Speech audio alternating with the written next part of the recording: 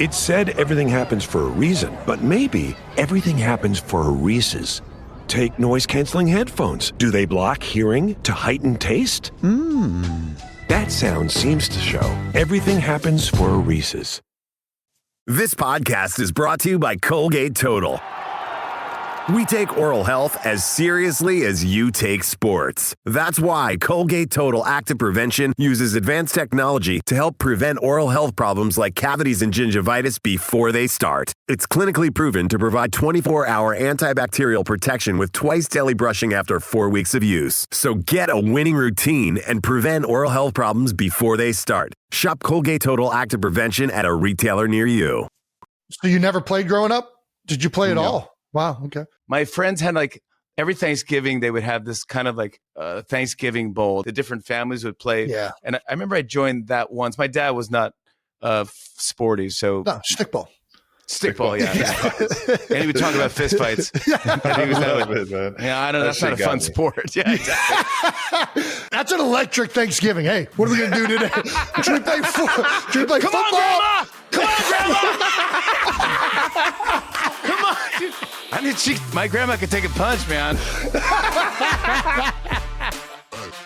Welcome back to New Heights, ladies and gentlemen, boys and girls, a Wondery show brought to you by Reese's Oreo Cups. That's right, that delicious peanut butter cup with the Oreo cookie inside. Oh, I love this. We are your hosts. I'm Travis Kelsey. This is my big brother, Jason Kelsey, out of Cleveland Heights, Ohio. Shout out to the Tigers. Shout out to the Bearcats. Steamrolling Northwestern State. Shout out to the Boot. No, I ain't hating on nobody. Shout out to Northwestern State down there in the Boot. But the Bearcats were rolling, baby. We put up a bunch of points. So let's go, Cats. Keep this thing rolling. I think we got Kansas in 2 weeks, man. They come out here to play the Jayhawks, man. That'll be a fun one to talk to everybody in the surrounding areas. Subscribe on YouTube, Wondery Plus, wherever you get your podcasts, and follow the show on all social media at New Heights Show with 1S for fun clips throughout the week. And Jason, as we always do, please tell everyone what we have coming up in this episode of New Heights. Well, 92%ers, we're going to talk a little bit of a Chiefs-Eagles game at Arrowhead. We're also going to get into the rest of week 2 and check in on the Heights Hotline and answer some of your no dumb questions. I know. But first, let's get to a special edition of New News. Here to help us with this special edition from the College of St. Rose. You know him from his 6 years on Saturday Night Live as the Emmy award-winning host of The Tonight Show, or as the guy who threw Travis's putter into a lake in Las Vegas. Please welcome Mr. Jimmy Fallon! Oh, my goodness. I'm so happy to be here. Honored. This is going to be a good one. This is going to be a good, nice and long one. Let's go. Yeah. Let's crush it. Thanks for having me. This is incredible. I'm such a big fan of the show. First time caller. I'm just so excited to be here. I love it. Dude, I love it. And Jimmy, thank you for throwing that thing away. I haven't missed as many putts. I'm still missing putts, but that putter is you throwing that in the lake made my life so much better on the golf course. Thank you. Can I just tell the story just so anyone who hasn't heard it? I would love to hear it because I've heard Travis's version of this, but I would love to hear Jimmy's version of this. So I think this is the first time we ever met, Travis, right? Yes, at 8 a.m. 8 a.m. We didn't know each other yet. We're at a golf tournament. Justin Timberlake does this golf tournament in Vegas. We're playing this course, and it's Travis and Patrick Mahomes versus me and Justin Timberlake, and it's great. And gosh, you guys are really good. And I think you ended up winning. You won the whole tournament, but you didn't like your putts. You were putting terribly. It was horrendous. It was bad. Pat did all the putting that day. Yes. Yeah, and you were like, dude,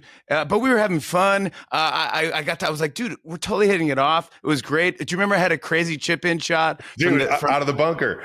The devil's butthole, dude. I haven't called a bunker anything but that. Devil's butthole, dude. That's the name of that bunker. And so I sank it. It was unbelievable. Right from the bunker into the hole. It was great. So we're on the 17th hole, I want to say, and it's a hole surrounded by water. And then you missed the putt. And it was kind of and you go, darn it, I missed the putt again. Like, it's just been terrible today. And so I looked at you and I said, like, hand it over. Give it to me. Come here. Give me it. Yeah, give it. I'm thinking that he's going to give me the ball. and I was going to take his ball and throw the ball in the lake. Yes, yeah. So I go, give it to me, and we don't really know each other, so he just gives me his putter.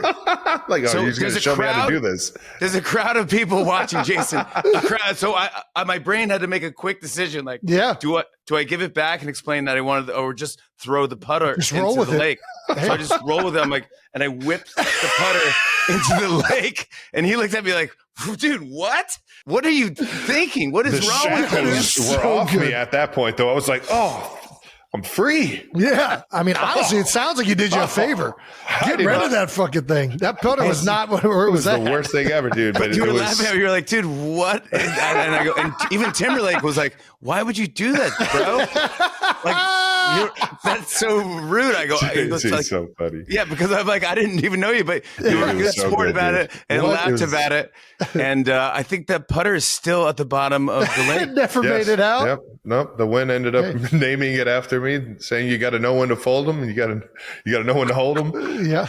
Yeah, is it Travis Lake or is it? Lake Travis over there Lake at the Travis. Wynn. Anybody you can go over to the Wynn.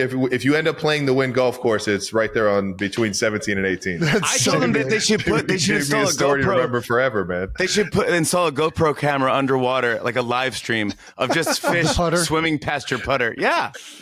Why not? Good. I mean, next time, Jimmy, just do us all a favor and just throw Travis into the lake. That's how you elevate this. Yeah, the next move. Yes. I'm gonna be checking my six every single time. Hey, Let's go! Let's go! 1587 prime. Dude, if you ever find yourself in Kansas City, dude. I got a nice football that was sent to me from Travis for the new steakhouse. It's officially happening. Just It's launched. officially happening. Yeah, actually, as this airs, the day this airs on Wednesday, it'll be up and running. It'll be the first day open to the public. So, Are you working on planning the wedding? Are you doing this now? Is that the next? that's the next. Yeah, that's the next step. That's the next step in it all. Don't stress You about know it. Too. I remember thinking about it with my wife. That one's going to be easy. I just got to figure out if win a football game first. Yeah, you got to do one of that. You got to do that It's going to first. be easy compared to trying to figure out how to fucking catch a goddamn football. Yeah, No, go ahead. you got to do DJ or band. Are you thinking about all this stuff? Yeah, I think we're live music kind of Yes. people, you know. So, I've seen you and- perform. You have to. Oh, that's right. 8 a.m. 8 a.m. Same thing. Dude, you did AC/DC live with the band. Ooh, And it was yeah. one of the best things I've ever heard. Jason, you must have seen Travis. yeah. And I've seen all of them, and you've seen all the it moves. I've seen these all growing up. He's always had this in his bag. He's been a man of entertainment since the beginning. So this is not I just go surprising. up there and I send it. I'm no Mustang Sally Full when send. Jimmy gets up there. You know what I'm saying? That one, I really. You looked at him and like told him like what like chord to be in and everything, and like which like I was Did just I? like, oh, I don't know. You look don't so much remember. more professional up there. I was just like, you said I something remember to the band. screaming. All right, A minor. Kissy. Yeah, exactly. No more fun. No more fun. Kissy, and I better look good right now. Yeah, and you know who never sings? Timberlake. JT, dude. He gets out of it every year, and I go, dude, you are a singer. What? Why? Everyone Travis is and I- here to see you potentially Yeah. sing. Yes. I will say this. He asked me this past year to do a duet, to like go up there with him. What? You didn't Yeah, dude, I was so shit faced. I was so hammered. I was like, no, I can't go up there. I Can't go do up it. You just know, can't. I won't be able. I won't sound good. I can't even see the words from the stage. So JT, I got you next year though. I'll sober up by the time karaoke comes around. And I'll follow that. We're open for you guys. I know we're going to talk about some football stuff, but I also, when we get to it, I brought some questions for you guys as well. Oh, I perfect. cannot Well, fucking Over wait. prepared. Let's get to it right now. Let's jump into it So, then. first of all, can you give us a new news? We have a new news call. We would love to have a Jimmy Fallon version of our new news call. So typically we'll say new news, but New we don't wanna- news. but we whatever artistic, Yeah, it's your it's your world. This is your freedom to lead us into this segment, please. So New news.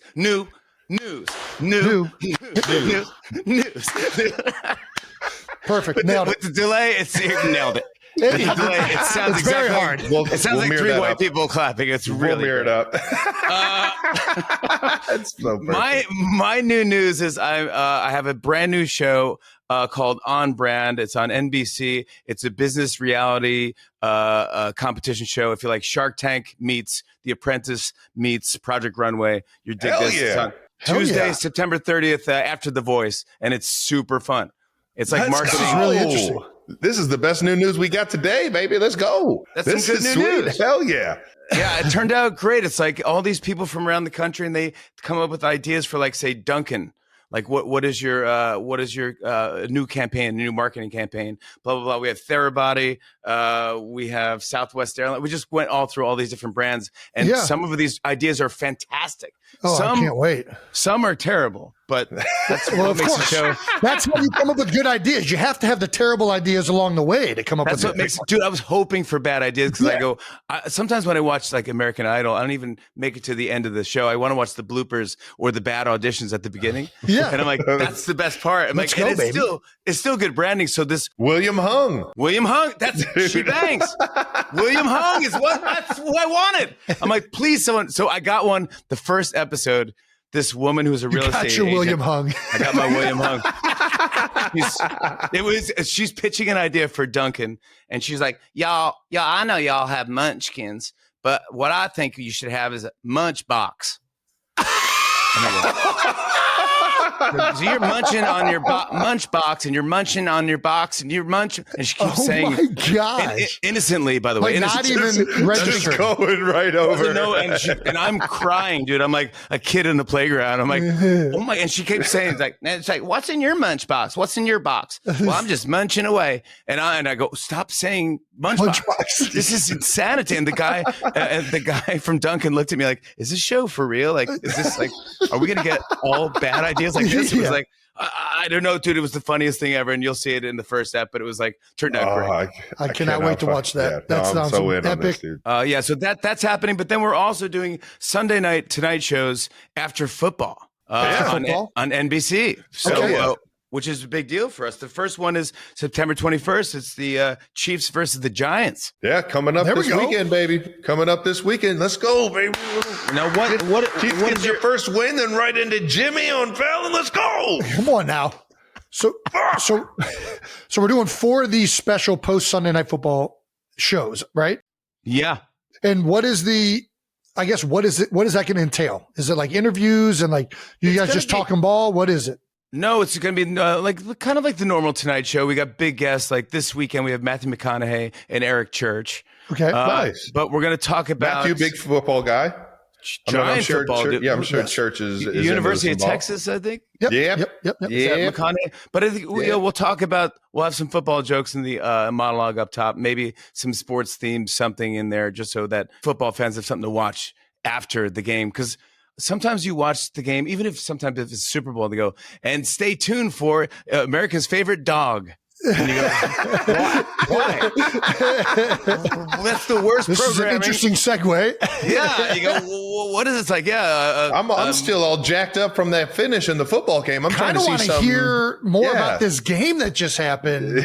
Yeah. So let's see exactly. I'm in the party mood. Yeah. I want to hear Eric Church. I want to keep the party going. I don't want to, like America's next best tap shoe. And we're going to invent a tap shoe. And you go, wait, why are you airing this after football? This is odd. So anyway, so it's going to be fun. We have 4 shots at it. This weekend's the first big one, and I'm excited. I mean, it's New York, which is where I'm from, but I got it. My heart's with the Kelseys.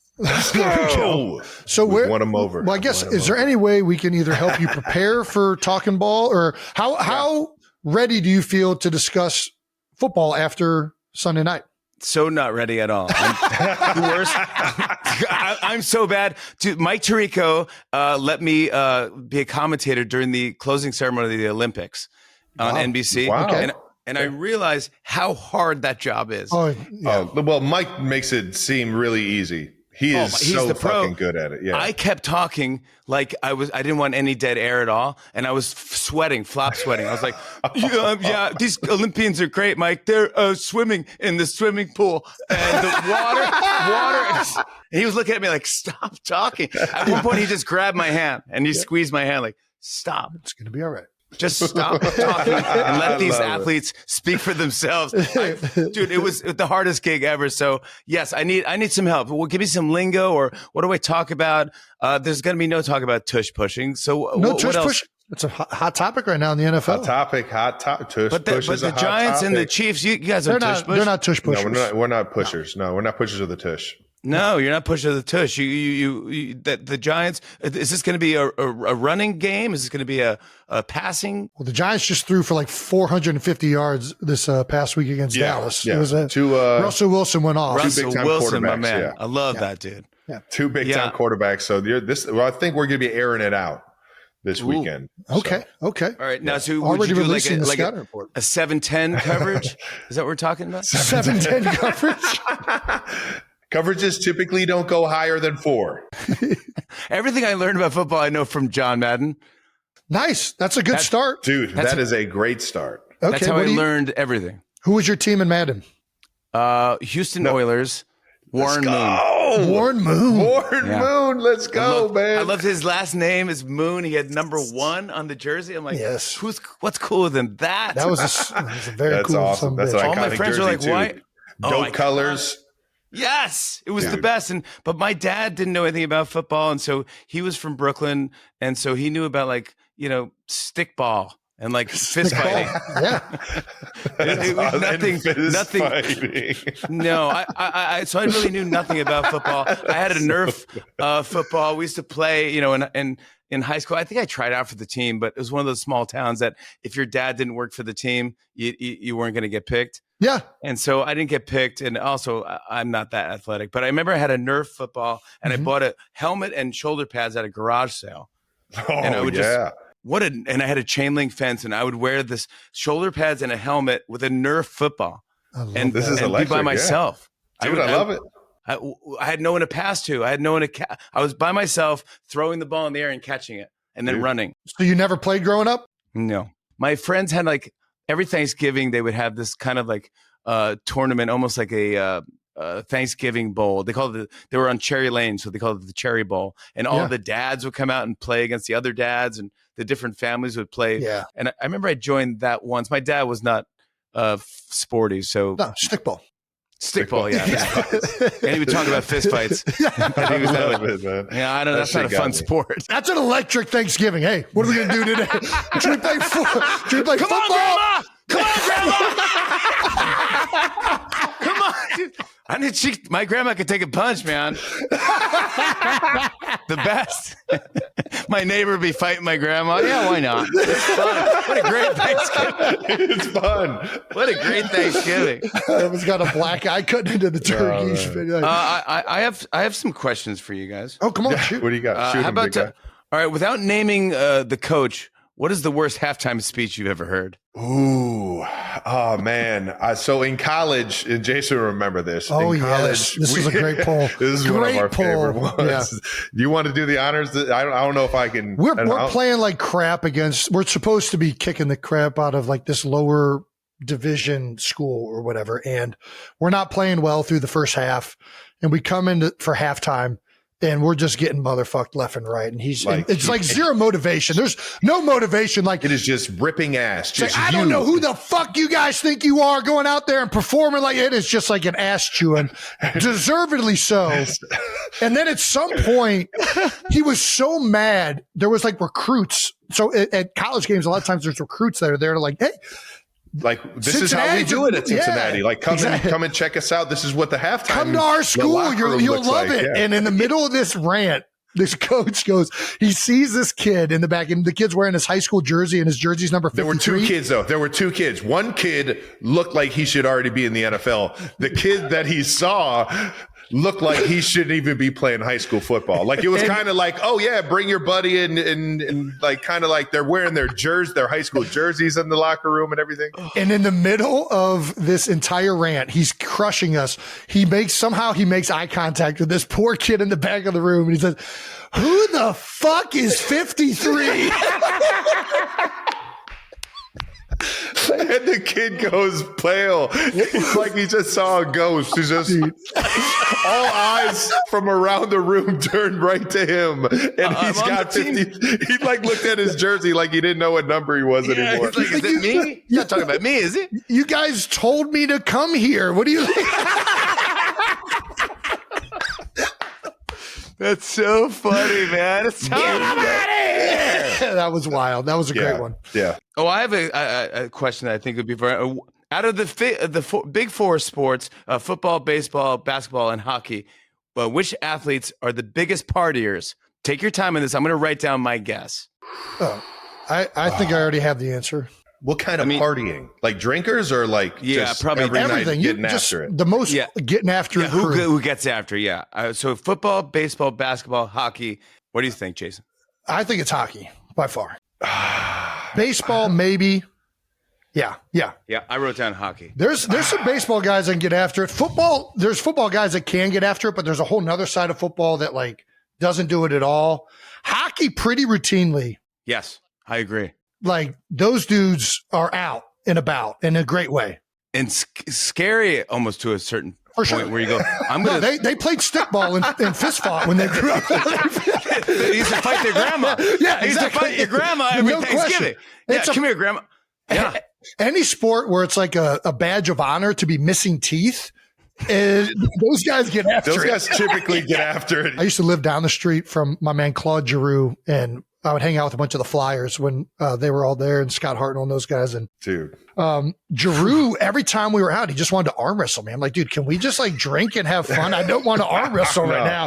This is like a lose-lose for me. If I lose to you, you're like I'm twice your size. I look like I suck. And if I beat you, I'm just like this meathead arm wrestling another guy in the bar. I was friends with one Ranger, and I came to a game. He goes, "Let me know where you are because I'm going to punch someone or get in a fight with someone the first period and look at you because for you, I'm going to punch him." But I go, "Don't do that for me. I don't. What are you talking about, dude? I'm just here to watch." And he did. Awesome, he grabbed some dude as soon as they started punching him, and then found me in the crowd like, "Jimmy, that's for you." That's epic, dude. I didn't ask for this. Of course not. You had to feel pretty honored when it happened, though. I felt pretty tough. Yeah. I looked at a couple of grandmas. I was about to say, it was like when grandma knocked out your neighbor. Looked at Jimmy, that was for you. I'm thankful for you. Gosh, it's so good. Travis, for the next touchdown you score, would you be willing to do a special celebration to let me know you're thinking of me? Almost like that hockey dude. I mean, I feel like it's got to be the same thing. We got in New York. I'm getting in the end zone in New York. We got to go fist fight in New York. Somebody. I was thinking this. What if I'm gonna take my gloves off and just jump into the crowd? Sit down in the end zone with your legs crossed. Pretend that you're holding a saucer and sip from a teacup with your pinky out. Oh, okay. Deal. That is. Are you kidding me? The zen I will feel in that moment. I don't know. Is going to be so perfect. I like you finding the nearest grandma and just cold cocking her. That's what you, Grady.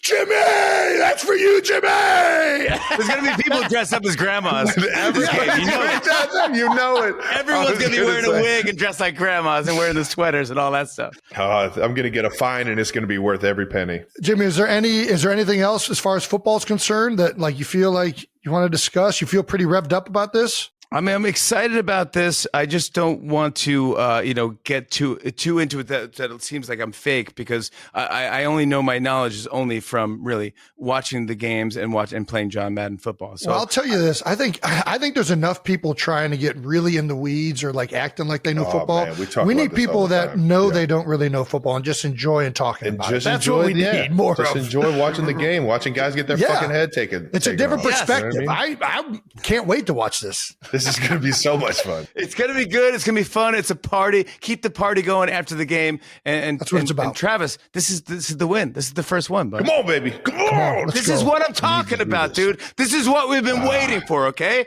People are watching. Enough is enough. Hide your grandmas in New York, motherfuckers. Don't be a 53. Don't be a 53, dude. And Travis Kelce's got in for his third score. He's already knocked out 2 older ladies. Let's see if he goes for a third. Hat trick, baby. I'm going for the hat trick. Yeah, Jimmy, thank you so much, brother. Check out Jimmy this Sunday after the game, after the Chiefs New York Giants game. Can't wait to watch it, man. I'll be on a plane watching it, enjoying every minute of it, man. You guys are the best. Keep up the good work. And anytime I'd love to come back and you can come on the show and whatever. Keep up the good work. You guys are the best. Bye, Jay. You're the best. Thanks, Have a Jimmy. good one, brother. Appreciate it. Thank you, guys.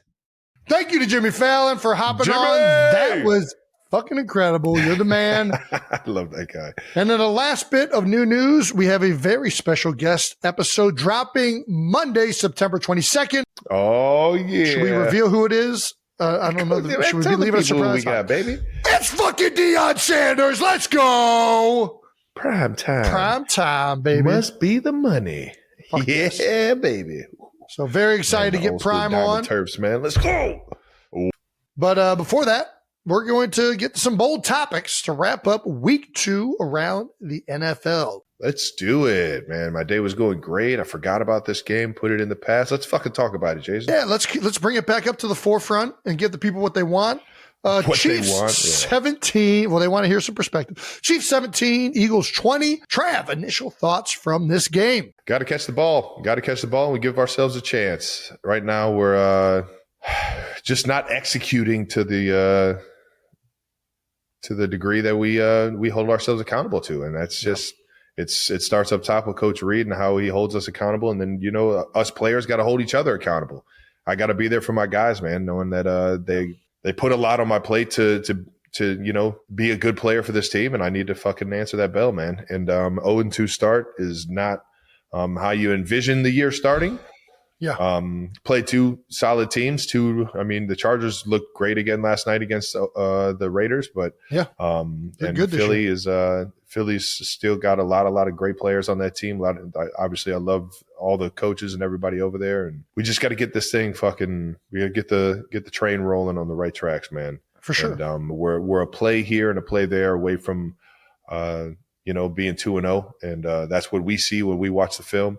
And it's all about just keep coming to work every single day and getting right. You brought up the drop passer up front, so I think maybe we go straight to that. Yeah, that's fine. I think Pat Mahomes after the game, of course, like everybody else, is going to put it on him. He said, to throw a tad early, but the ball was where it needed to be when it needed to be there. I just got to get my head around out of the break, and I shot you that text telling you that it's one of those plays where it happens bang bang, and I know that that's the window that it needs to be in. I know it's coming out of armpits and ear holes of the offense and defensive line getting their hands up. And I just got to be able to get my head around right now so that I don't put myself in a position to let the ball surprise me like that. Gotcha. And it's frustrating, man. I've scored on that play a million times in my life and obviously exaggerated, but it's something that should have never happened. And then, yeah, it cost us. It cost us big time, and that shit hurts, but we'll get it fixed. I hear you. Well, I have no doubt you guys are going to get it fixed. Let's go right into this.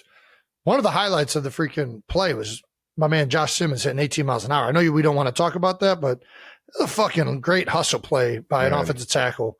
Obviously, the beginning portion of it was rough, but I could not help but be kind of awed at this big man rumbling and bumbling down the field. He's a fucking unbelievable athlete. Showed tremendous effort on that play to save a touchdown and give our defense a chance to at least hold him. And I love him for it, man. It's effort like that that's gonna have us, in a good position moving on here. And I think as long as we keep that kind of effort, that kind of focus throughout the year, throughout the work week and everything, we're going to get this execution thing figured out, man. Yeah. And Josh, man, we already knew he was a specimen. Yeah. But that might've been my first time seeing him really take an open it up, open the gate up. Yeah. You know what that reminds me of? Have you ever seen the clip of Larry Allen? It's one of my favorite O-line clips. It's one of the most impressive things I've ever seen. I had to have. Do you feel that? Do you think that you guys are the expectation that you guys hold yourself to, and the way it's unfolded the first 2 weeks? Like, do you feel like you're so pressing to get that first win that is it like pressing too hard? I don't know if that makes sense. There is a bit of because you try and you know how good you could be, and. Right. When things aren't going smooth and the plays aren't being made, you try and turn into Superman and you try and do too much. And that's what you mean by pressing, is that you try and do more than what is asked of you on a certain play of a certain moment and of a certain decision. It's like, oh, do I just do the routine thing, or I do something spectacular and try and make it all work? Yes. And I think there's a little bit of that, at least from me. Yeah. I definitely felt that. I felt that in the first game, not as much on this game. But at the same time, it's like those instincts will come, those instincts will come. And I think just running this Andy Reid offense, which is, hasn't failed us yet. I think running that offense to a T is and just doing what our coaches ask us to do, our teammates ask us to do. I think keeping that focus going forward with the keeping the energy up and keeping the focus up and the attention to detail up, I think it'll all iron itself out. One of the more things that I think is difficult as a leader and being a guy that people look to on game day is knowing, like, when am I encouraging? When am I? And it takes a sense. And I know that you, Chris Jones, Pat, Andy is the best at it, in my opinion. It's like, when is it like, come on, let's go. We got this. We got this. And then when is it like enough is enough, or like you're not seeing a response and you need to create a scene to elicit the response from your teammates and everybody else. And sometimes it's even trying to elicit a response from yourself, but it's like, there's like this fine line that is difficult to navigate, that I think, especially when you know it needs to get corrected, you've been around and you can't waste more time, where it's like, I don't know. Is any of this making sense? I always felt I know exactly what you're saying. Yeah. I think you kind of got to be in the heat of the battle and on the sidelines and amongst the team to feel when you need that and how to navigate that, for sure. But like you said, Coach Reid does it the best, man. I follow his lead in a lot of that kind of stuff. And and when he asked me to, pick the juice up or start playing with some piss and vinegar, or however you want to say it. Start showing some emotion. Like, goddamn, this is the fucking tuxedo off and put the blue jeans on, baby. Let's get this thing rolling. Here we go. I think Coach Reid does it best, man. I just follow his lead in that department. Well, let's get to what everyone is mad about, which is the tush push. Well, I don't know that everybody's mad about it. It's definitely being made up to be a big thing online. Which I get. I mean, listen, the one on the goal line, and I do think this play, people love to point out the false start thing. I think it is very difficult when you see these things in real time. I think people don't realize how fraction of a second we're talking about here. The one on the goal line. Yeah, I hear you. It's either you get caught or you don't. Either way, you got to stop the play. And things like this happen. Refs miss calls all the fucking time. Keep it moving. I'll say, because there's been alleging that like this is an on purpose thing, that guys are going offsides. As an offensive line, it's imperative that you get off on the snap. So you're doing the best you can to get off on it before the defender gets off on it, and exactly when that verbiage comes out of the quarterback's mouth. You're trying to time it up perfectly. Yeah. And sometimes you're a little bit early. And I'll tell you this, as an offensive lineman, you'd rather be early than late, because if you're late, it is a very hard play to execute. But I think the Eagles, and I mean this, they're going to be under a microscope moving forward. Everybody is going to be looking at this because of what happened, not just against you guys, but this first week too. Everybody's taking pictures of it. They're saying they're in the neutral zone. They're saying they're false starting because they slow it down to like 1,000 frames per second. Yeah. So they need to be very, very cautious, because the calls are going to be starting to come, and they should be. Like once it's out there and there's video evidence, rightfully so, the officials are going to be. That's what happens. For those of you that don't understand how the NFL and these kind of plays work, whether it's a guy that tugs in routes, a guy or wide receiver that uses his hands and uses his arms as levers. Yeah. If guys are doing something that's playing that line of legal or illegal on the field, it's like those tapes get sent into the NFL to review. Yes. So those tapes get eyeballs from the NFL, from these refs, and they get notes, and then the refs the next week go into the game like, hey, 8-7, make sure, you're not using your arms at the top of your brakes. Yes. Make sure you're not, grabbing on guys, yanking on guys, doing things that you shouldn't be doing that you were doing last week. So everything gets sent to the NFL for review, and the refs then start to look for these things the following week or the weeks after. And this is my point of, The official is 70 feet away on the sideline, and he's trying to look down a line and gauge sometimes inches, right? And see who's in the neutral zone, who's getting it off. It's a very tough play for him. I do not relish the difficulty of that. And then once you go on and you start putting this out on tape, like I guarantee the team that the Eagles are playing this week, they're throwing in all of these clips to the NFL as well as everybody else on social media. The refs are going to be they're going to be looking for anything to call. That's the thing, is that now that it's been made a big deal, they're definitely going to be looking for it. Yeah, and listen, they're going to get a couple calls, and that's in some ways the way it levels out over time, right? And I think that we need to give the line judges, I said this on Monday Night Countdown, I think we need to give the line judges binoculars. Like, I think that they need to be able to peek down the line and get a zoomed in, because that's the view that everybody at home's getting. They're getting the zoomed in, like, great look at it that the line official doesn't get granted. So yeah, just kind of, maybe it's a one piece. Maybe it's a telescope. Do we go telescope on the sideline? I will say this. I thought the Chiefs defended it pretty damn. It was the best I've seen the Chiefs defend that play. They kind of stopped them on two of them from a yard, which is, I mean, that's a very hard play to stop for a yard. Chris Jones is coming off the rock. He got some knockback on a few of them. It's a very hard play to defend as is. Yeah. So. Yeah. Got to do your job on second and third, man. Don't get caught in those situations. I don't know. I'm also kind of tired of it.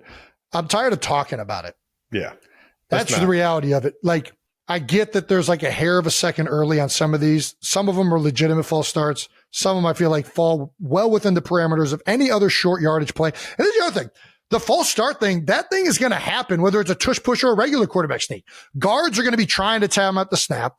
Good guards on short yardage runs are going to be trying to time out the snap. Like, that's how, if you're late, you're going to be screwed. So it's not like they're trying to false start. There were a couple that were questionable, and there was the one for sure that was very obvious that they were early. Yeah, and the other ones that you can question them whether you want to get down to the millisecond or whatnot. It's just, it's not the reason why we lost the game. I don't care what anybody else says about that. We should have won that game in other aspects of the entire 4 quarters that we played football. And congrats to the Eagles. Fuck it. Keep it moving, man. Let's get to the rest of week 2. Some of the other big stories around the league. Players only meetings. They had a few teams have some player only meetings. Dolphins held a player only meeting after week 1 loss to the Colts. Lost to the Patriots 33-27 this week. They put up a few more points. Tyreek Hill, my guy Cheetah, finally got in the 3 digits again, getting the ball thrown his way. Do players only meetings work? Have you guys ever done this? I've had a few of them. You're in a really bad state once you get to players meetings. Yeah. That's what, like, it's not a good place to be usually. It's not like that meeting is going to be like some like movie, like motivational moment where everything finally clicks. Like, if you're doing a players only meeting, it's because some shit is like, you've seen some shit going on for a long time. Yeah. And you finally get sick of it and have to say something. My view of players only means, and I was a part of them and I talked in them, a lot of the times once you get to this point, it's because you really don't know how to fix the issue. It's like a last resort to try and like, hey, we don't have an answer from a play calling standpoint or from like an actual legitimate reason to improve our play on the field. So we're going to have a players only meeting to motivate guys and make a difference. And sometimes it does. Like, I'm not trying to say that they don't work at all. I just think by the time you're getting to players only meetings, I feel like it's like almost like you're resorting to this last ditch effort to like make some overarching correction. But like, if you knew what was causing the issue, you just go up to the coach or the player or the guy in particular, or like, it just feels like they're always like these overarching things that usually don't accomplish much, if I'm being honest. Yeah. I can't remember one where I was like, win a lot. Yeah. Yeah. I mean, it has to happen. At some point, you try to keep accountability, and like, it gets to a point where once you've lost, and like the Dolphins, they've lost, like they're playing terrible. So like you try to preserve the player buy-in and the guys on the team as like, hey man, we got to do this. We got to take ownership. So like it kind of has to happen. But usually once it gets to that point, it's like you're so deflated and defeated. But I don't know. It's a long year. I don't know. Yeah. Who knows what was said in this players only meeting? Obviously they came out and put up a pretty damn good effort against the Patriots. They lost to the Patriots, Travis. Drake May fucking looked like all pro. Jason, I still play. You can say that.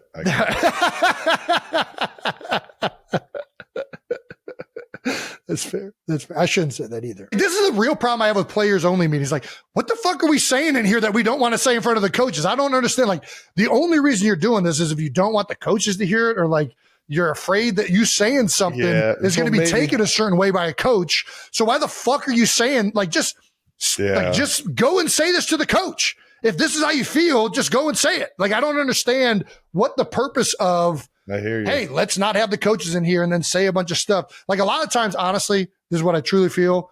It's players just trying to make like a show of like, it's time to have that players only meeting. Yeah. We got to take accountability. And it's like, how about we just say this in front of a team meeting in front of everybody? Why do we need to do this without the coach? Like, are you nervous to say? I never felt like I'm not going to say this because the coach is in here. I'm just like, listen, I'm going to tell you what I actually think is going to help make us better. Why would I fucking not say that to the coach? I'm not going to be a dickhead about it. I'm like, listen, I think that if we ran the ball and did some play action, it'll help our offense out. I'm going to say that if I think that. I'm also going to say like, hey, if you're not fucking accountable, if you're not paying attention to meetings and then MAs are happening, I'm going to say that. Like, I don't know what is happening in the players only meeting that can't just be said in front of the coaches. I've never felt like it made much sense to me. Who's the one guy in the National Football League that you think has had the most players only meetings? Let me think. Do you have somebody in mind? Is that why you're saying this? Of course, yeah. Who has had the most players only meetings? Gosh, I'm trying to like think of like who is that guy that's calling them. I wonder if that's out there. You never know who calls it unless you're on the team, but yeah, we all know the kind of guys that are calling for him. Let's see. It's a defensive player for sure.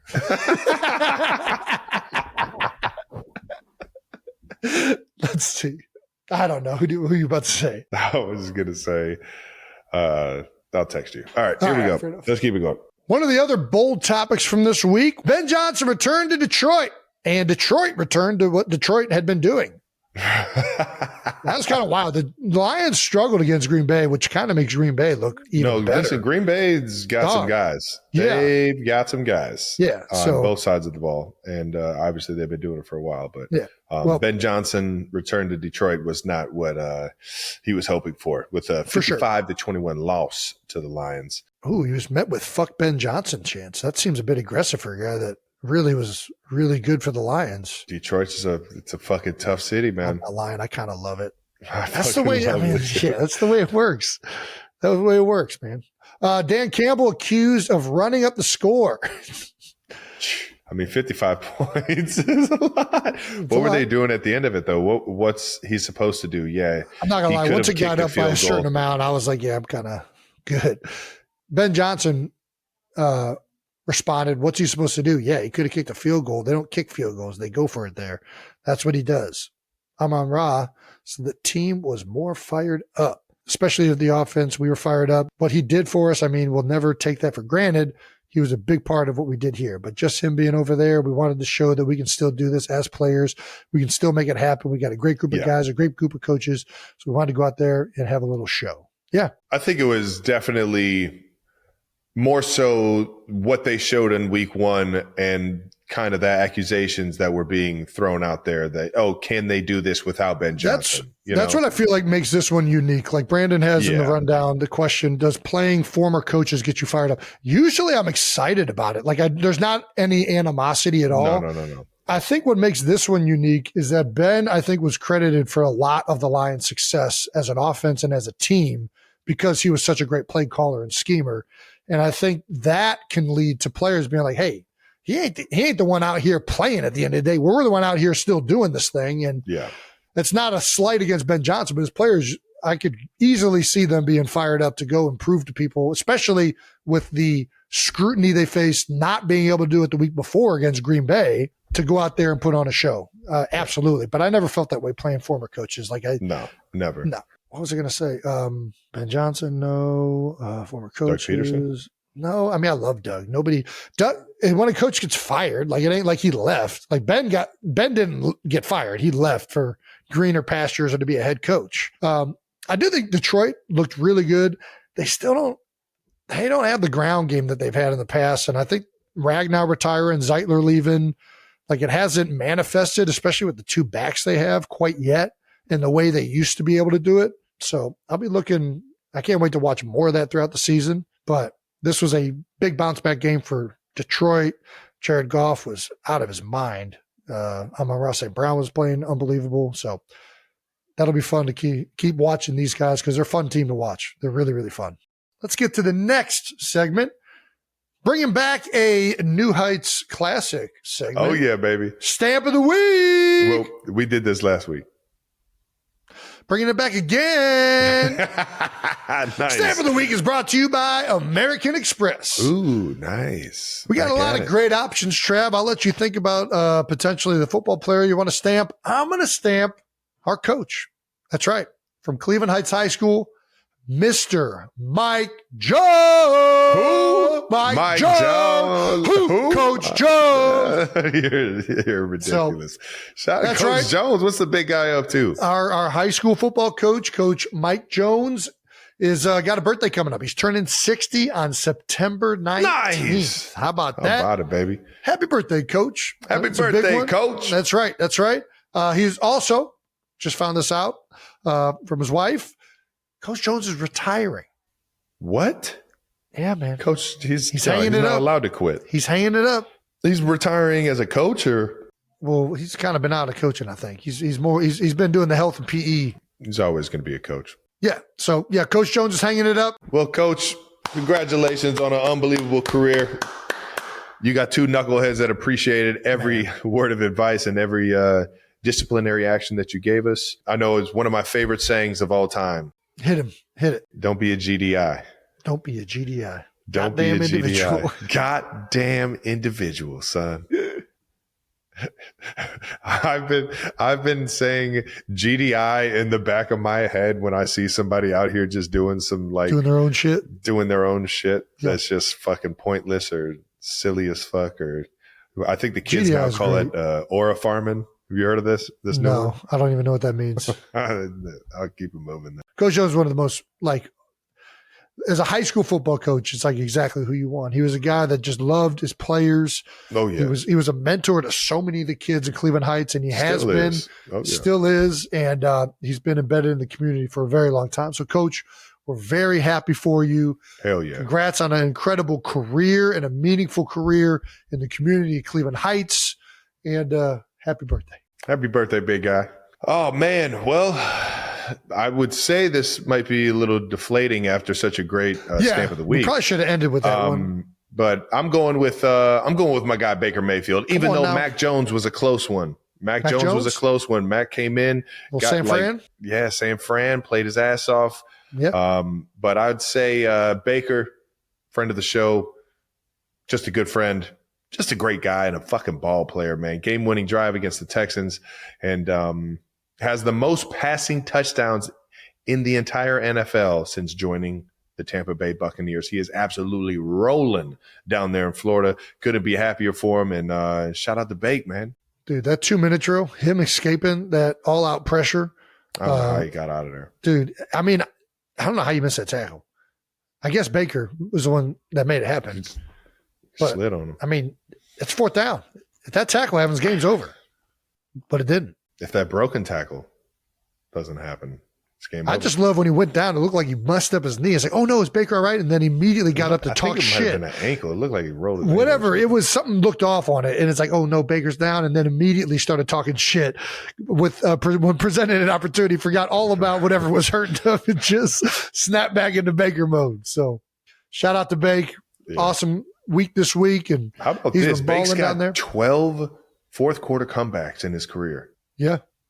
My guys, with this ice in the veins when it comes down to it. Come on now. All righty. Once again, Stamp of the Week is brought to you by American Express.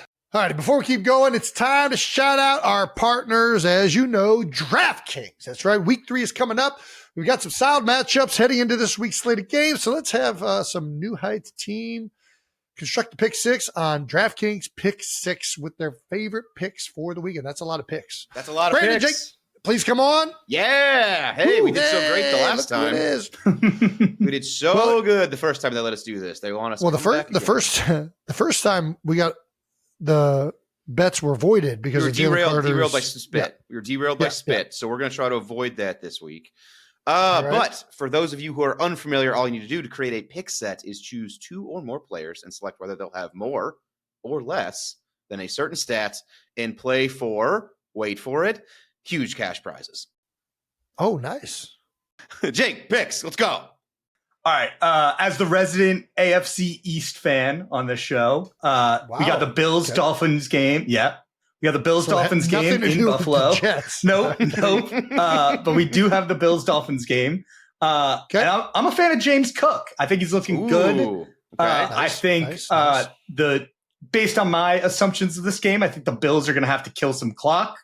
So I'm taking James Cook more than 54.5 rushing yards. I like that. I like that pick. Like that. Are you a big James Cook guy, or are you a big going against the Dolphins defense guy? The latter. Definitely the latter. That's when you have a players only meeting week 1, that's nothing but a good sign for the team's defense, as we've discussed in this show. Yeah. That would be a fun stat to come up with. Like, what are teams' performances after a player-only meeting? How can we use this to our advantage on DraftKings? Welcome to the New Heights Players-Only Pick Set. Players-only pick set. Okay, now let's select players from the same or different teams to add to this pick set. Do we like Josh Allen? Where do we go next? We love Josh Allen. He played through that broken nose last week. We're all in. So Josh has it been confirmed that it was broken? It was bloody. I'm going to give it to him. Bloody and swollen. Fair. I'm going to give him a little, at least moderate break. So we're going to go more or less than 234.5 passing yards for Josh Allen. The Dolphins have given up a lot of passing yards, so I feel like I'm going to take more on this one too. Got it. Okay. So we're expecting a huge day from the Bills. We're having a huge Thursday for the Bills. Last one. Let's focus on the Dolphins for this one. Tyreek Hill. What is going to happen with this one? 68.5 receiving yards. Jake, why don't you take this one? I'll take this one. So like we said, we think the Bills are going to be leading pretty much. So Dolphins are probably going to have to throw the ball a lot. Tyreek, he just had a week where he caught his, got back into triple digits. He caught a 30-yard pass for the first time in a while. I'm going Tyreek more 68.5 receiving yards. All right. Nice. Okay, Turtle. That all makes sense. I like it. Turtle. All righty. Love it. We are only sharing. that was enthusiastic. Transition Brandon. line here, Brandon. Great pick there, Jake. We're only sharing 3 picks today, but you can make your whole pick set on the Pick 6 app now. And if you get all 6 picks correct, you at a minimum 25 times your cash. That is a large cash prize. That's the type of upside Pick 6 provides. Now that everyone knows about some of the awesome picks that are available on DraftKings Pick 6, you are ready for the games. Those of you who haven't checked out DraftKings yet can get a new customer offer. All new DraftKings customers who pay $5 will get $50 in Pick 6 credits. Available in most states, including Texas, California, and Missouri. Get in on the action now. Download the DraftKings app, Pick 6 app, and sign up using code New Heights. Ride the upside with Pick 6. Gambling problem? Call 1-800-GAMBLER. Help is available for problem gambling. Call 888-789-7777 or visit ccpg.org in Connecticut. Must be 18 and over. Age and eligibility restrictions vary by jurisdiction. Pick 6 not available everywhere, including New York and Ontario. Void where prohibited. 1 per new customer. Bonus awarded as non-withdrawable Pick 6 bonus picks that expire in 14 days. Limited time offer. See terms at pick6.draftkings.com/promos. Let's move on to a little Heights Hotline. Brought to you by Audible. We're bringing the Heights Hotline back. Next caller. I think I'm actually about to get pulled over right now. I'm actually driving. Anyway, I want y'all's opinion if you guys watched the OU versus Michigan game. Yeah. If we saw that power hit, do we like John Mateer? What are just our opinions on it? I was oh my god, yeah, no, I'm done for. I just got pulled over. Holy shit. Okay. Oh. I love how excited she was to call in. She's getting pulled over. I didn't see the game. I very rarely have enough time to watch college football. I'm watching way too much NFL. Jason, when was the last time you got pulled over? Last time I got pulled over? Been a long time. Been a long time. You remember the first time you ever got pulled over? I do not. I remember getting pulled over in Cleveland Heights. Yeah. Anybody that's ever driven in Cleveland Heights has gotten pulled over in Cleveland Heights. They used to hide Oh, right behind the other side of that brick wall. They still do it? Oh, yeah. So we don't have anything from this game? I mean, I watched the OU game. I think the quarterback that she mentioned, he's got the 101. He's got the 10 jersey on, like my guy Blakey Bell, Belldozer. Woo! That's all I got for you. I think he's a fun guy to watch. So if you get a chance to watch the Oklahoma Sooners, check them out. They're pretty fun to watch. All righty. Hi, gentlemen. I love your podcast.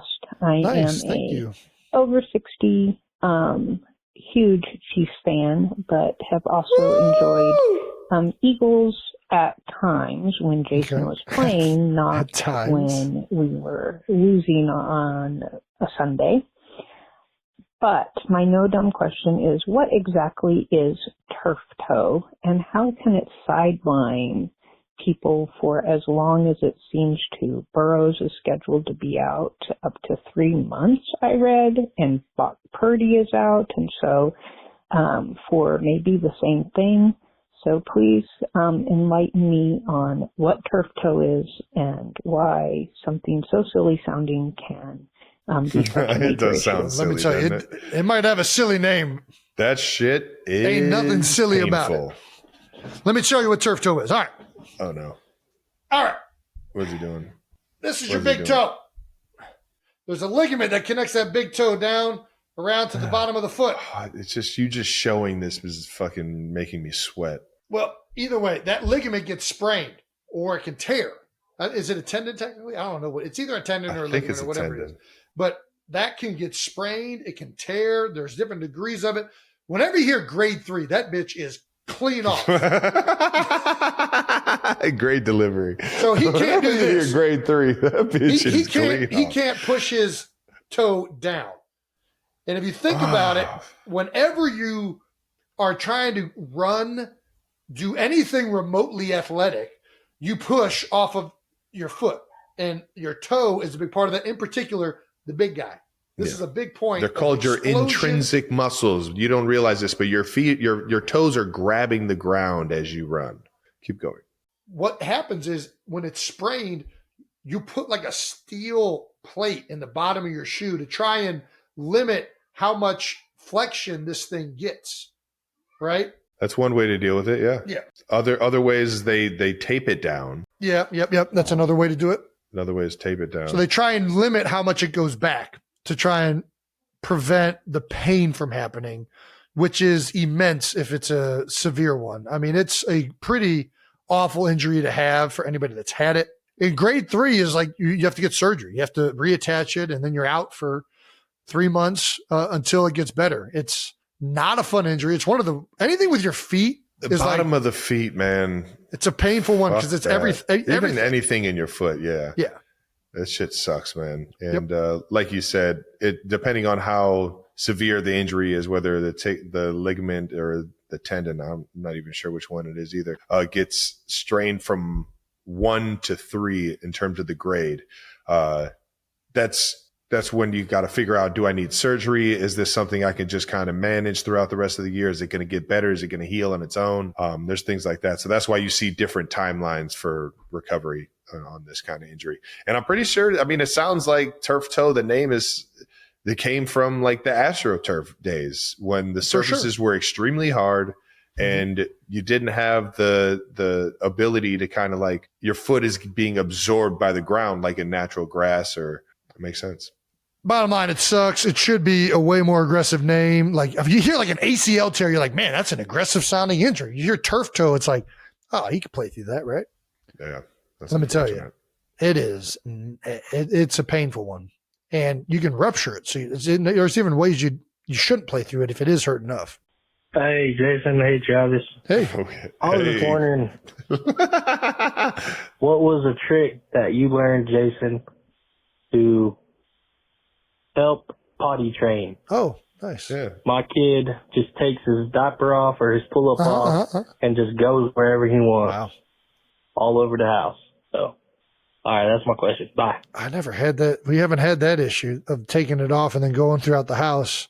I'll tell you what, with each successive kid, it becomes easier because then the kid before is like learning how the other one does it. And I feel like with Wyatt, she was the first one that you actually had to like proactively get her to go on the potty. And the way we potty train her is you can see him just starting to shit. Like it ain't like hard to spot. Like when she goes off into the corner and you just see her face starting to go like, do you need to poop right now? Why? And then you're like, hey, let's go up on the potty. Once they get to a certain age, you're like, hey, let's go up on the potty. And she's like, I swear to God, this is how you do it, Travis. You'll find out. You see them, and then they also start getting old enough that they get a little bit like self-conscious about it. So they'll just kind of like wander off for a second, and then they'll be gone, and you'll be like, I know what she's going to do. And she's trying to go get some privacy to go shit in a corner.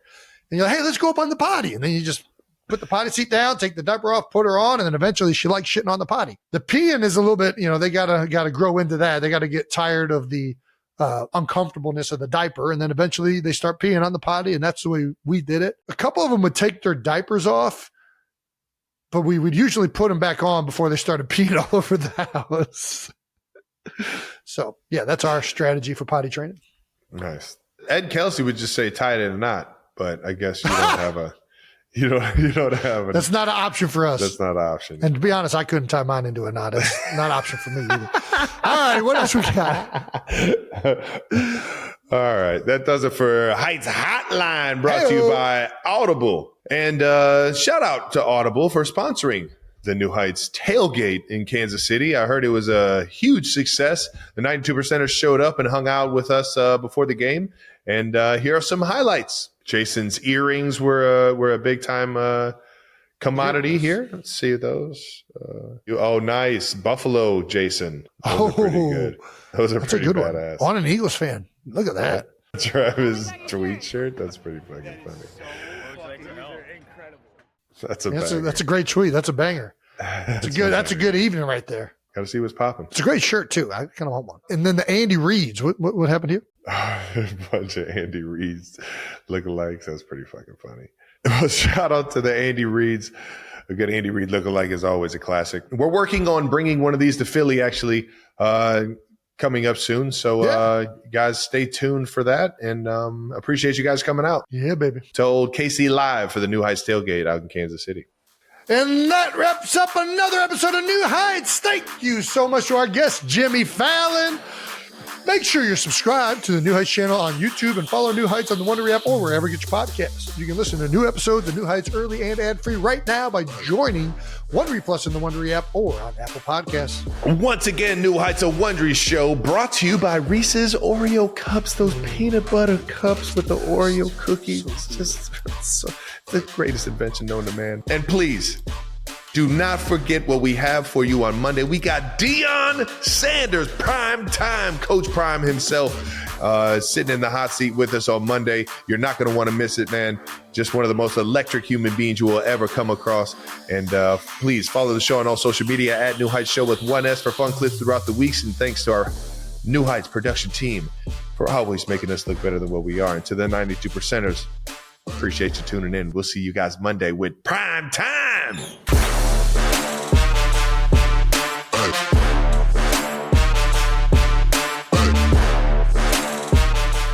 What do you think my order would be if I went to your steakhouse? Ooh, Jason, you no wrong answer. I really think. What do you think that Jimmy Fallon would order at the steakhouse? There's a pastrami appetizer, but in real life, though, in real life. I think you're going with a sea bass. You're not even getting steak because you're a smart man. Because you're a smart man. You're a man of culture and sea bass. That's really funny. You get the sea bass in the middle of the country. Gotta love it.